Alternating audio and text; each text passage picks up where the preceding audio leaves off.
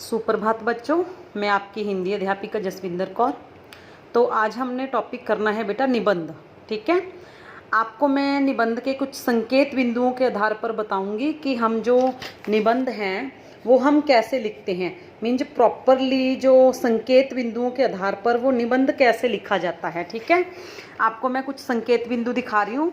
For example, हमने दीपावली पर निबंध लिखना है। ठीक है, तो दीपावली पर निबंध लिखने के लिए हमने संकेत बिंदु लिए हैं।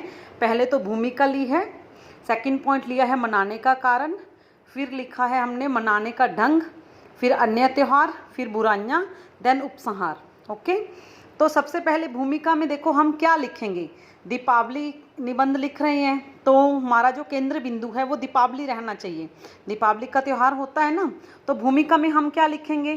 स्टार्टिंग कैसे करेंगे कि भारत त्योहारों का देश है, यहाँ पर समय समय पर कई त्यौहार मनाए जाते हैं। तो ऐसे ही आगे बढ़ाते हुए क्या लिखेंगे कि दीपावली भी उनमें से एक बहुत ही प्रसिद्ध त्यौहार है। तो इस त्यौहार पर लोग बहुत खुश होते हैं, खुशियाँ मनाते हैं। दीपावली का शाब्दिक अर्थ क्या होता है, दीपों की अवली। अवली का मतलब होता है पंक्ति। ठीक है, तो इस दिन सभी लोग अपने घरों को दीपकों से सजाते हैं। तो ऐसे आपने ये भूमिका तैयार करनी है। सेकंड पॉइंट है हमारा मनाने का कारण। अब दीपावली क्यों मनाते हैं, इसका कारण क्या है। देखो, इसके पीछे कई कथाएं जुड़ी हुई हैं दीपावली मनाने के कारणों के पीछे। तो कहा जाता है कि इस दिन श्री रामचंद्र जी रावण को मारकर लंका पर विजय प्राप्त करके अयोध्या लौटे थे। तो उनके अयोध्या लौटने की खुशी में जो वहाँ के लोग थे, अयोध्या वासी थे, उन्होंने घी के दिए जलाए थे और उनका स्वागत किया था। ठीक है, तो इसलिए यह जो त्यौहार है वो मनाया जाता है। ओके बेटा, ऐसे लिखना है। हमारा थर्ड पॉइंट है मनाने का ढंग। मीन्स जो दीपावली है वो कैसे मनाई जाती है। देखो, जो दीपावली का त्यौहार है वो कार्तिक मास की अमावस्या को मनाया जाता है और इस दिन सभी लोग अपने घरों को दीपकों और मोमबत्तियों से प्रकाशित करते हैं। प्रकाशित करना मीन्स, प्रकाशित करने का मतलब होता है रोशन करना। ओके, तो आजकल तो वैसे बिजली की जो लड़ियाँ वगैरह आती हैं, ठीक है, दीपमाला जिसे हम कहते हैं, तो उससे घर सजाए जाते हैं और रात को लक्ष्मी माता की तथा गणेश भगवान का पूजन किया जाता है। लोग बहुत प्रसन्न होते हैं, एक दूसरे को मिठाइयाँ वगैरह बांटते हैं। ओके, तो बच्चे आतिशबाजियाँ वगैरह चलाते हैं, पटाखे वगैरह चलाते हैं। इस प्रकार जो यह त्यौहार है बहुत खुशी से मनाया जाता है यह त्यौहार। ओके, फोर्थ पॉइंट है हमारा अन्य त्यौहार। मीन्स दीपावली के साथ साथ और कौन से त्यौहार मनाए जाते हैं, इस पॉइंट का मतलब हो गया। अब देखिए, दीपावली के साथ कई त्यौहार और भी जुड़े हुए हैं, जैसे धनतेरस, नरक चौदस, ठीक है, गोवर्धन पूजा, भैया दूज वगैरह, ऐसे काफ़ी त्यौहार आते हैं। धनतेरस के दिन क्या होता है, लोग बाज़ारों में जाकर के नए बर्तन वगैरह खरीदते हैं। जो नरक चौदस होती है इसे छोटी दीपावली भी कहा जाता है। ठीक है, तो इस दिन लोग दिए और मोमबत्तियाँ जलाते हैं इस दिन।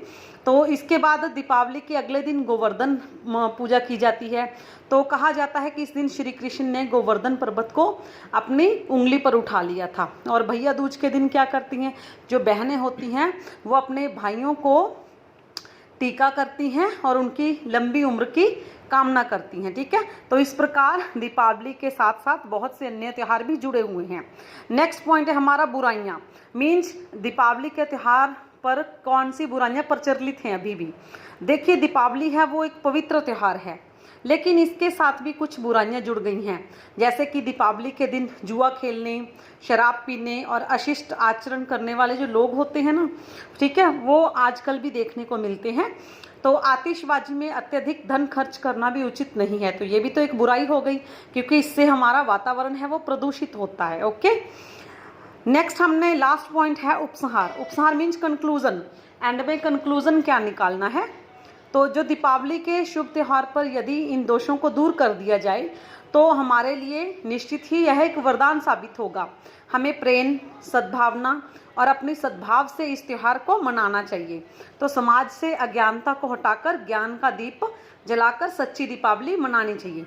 तो बेटा, इस प्रकार आपने ये जो दीपावली निबंध है ये आपने इन मीन्स संकेत बिंदुओं के आधार पर अपनी फेयर नोटबुक में कंप्लीट करके मुझे ऐप पर सेंड कर देना है। ठीक है, तो आपकी सहायता के लिए आपको एक कंप्लीट निबंध लिख के मैं भेज रही हूँ। ठीक है, उस निबंध का नाम है हमारा भारतवर्ष। तो हमारा भारतवर्ष निबंध है वो आप पहले देख के लिखिए, आपको पता चल जाएगा कि किस प्रकार हमने लिखना है। वैसे जो सेकंड आपको दिया है इसकी हेल्प मैंने आपके लिए, ये हेल्प के लिए वीडियो बनाई है, ठीक है। तो आपने सुंदर सुंदर राइटिंग में ये दोनों निबंध लिख के मुझे ऐप पे सेंड करनी है। Okay bye.